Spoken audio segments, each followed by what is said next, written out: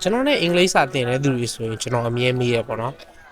ဘာသင်ချင်တာလဲပြီးလို့ရှိရင်ဘယ်နှလားသင်ချင်တာလဲပြီးရင်အဲ့ဒီဟာသင်ပြီးဘာလုပ်ချင်တာလဲပေါ့နော်ကျွန်တော်အမြဲမေးရပြီးလို့ရှိရင်ကျွန်တော်စာအုပ်တွေပါတယ်ဆိုလို့ရှိရင်လည်း course bit တွေကျွန်တော်ပေးရွေးတယ်ပေါ့နော်ရွေးခိုင်းတယ်ဒါပေမဲ့တချို့တွေကကြတော့ဗျာဆရာရဲ့စာအုပ်ကြိုက်တဲ့စာအုပ်နဲ့သင်လိုက်အဲ့လိုမဟုတ်ဘူးဗျာဘာလို့လဲဆိုတော့ကျွန်တော်တို့ကသင်ယူသူရဲ့စိတ်ပါဝင်စားမှုပေါ်လိုက်ပြီးတော့ကျွန်တော်သင်ပြီးတဲ့အခါမှာပို့ပြီးတော့လေ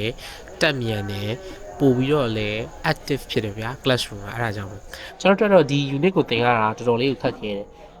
ဥပမာအဖြစ်ဆိုရင်ကျွန်တော်ဒီလို vocabulary ပေါ့နော် squash တို့ပြီးလို့ရှိရင် flapjacks တို့ဒီနော်ပြီး brownies တို့ဘာလို့လွယ်ပါတယ်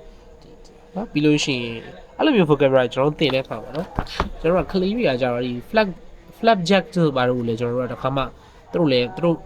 ဘဝမှာသူတို့စားဘူးမှာမဟုတ်ဘူးဗျာကျွန်တော်တို့မြန်မာနိုင်ငံရဲ့ចောင်းသားတွေဆိုတာကြတော့ဟိုနိုင်ငံခြားတွေပဲခီးထွက်တဲ့ចောင်းသားတွေဆိုတာနည်းတယ်ဗျာအဲ့ခါကျတော့သူတို့ရဲ့ interest ကမရှိနေဘူးဗျာဒီစားစရာလည်းငါတို့မကြိုက်ဘူးငါတို့လည်းရင်းနှီးတာမဟုတ်သူတို့နားကနေမဟုတ်တဲ့ခါမှာဒါတွေကဟိုအဲ့လိုလုံးဝတင်ရခတ်တယ်ပေါ့နော်ခတ်တယ်ဆိုတာခတ်တာကိုပြောတာပေါ့ဟိုကလေးရဲ့ interest ကိုဆွဲဆောင်နိုင်မှုဆိုတာခက်ခဲတယ်ကျွန်တော်ဆီယမတယောက်ကိုမေးဘူးတယ်ဗျာကျွန်တော်သင်မဲ့ language class တွေမှာပေါ့နော်ကလေးတွေ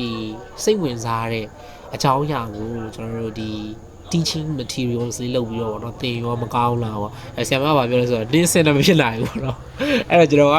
အဲ့ဒါကိုကျွန်တော်စိတ်လည်းမဆိုးပါဘူးဒါပေမဲ့ပြောချင်တာ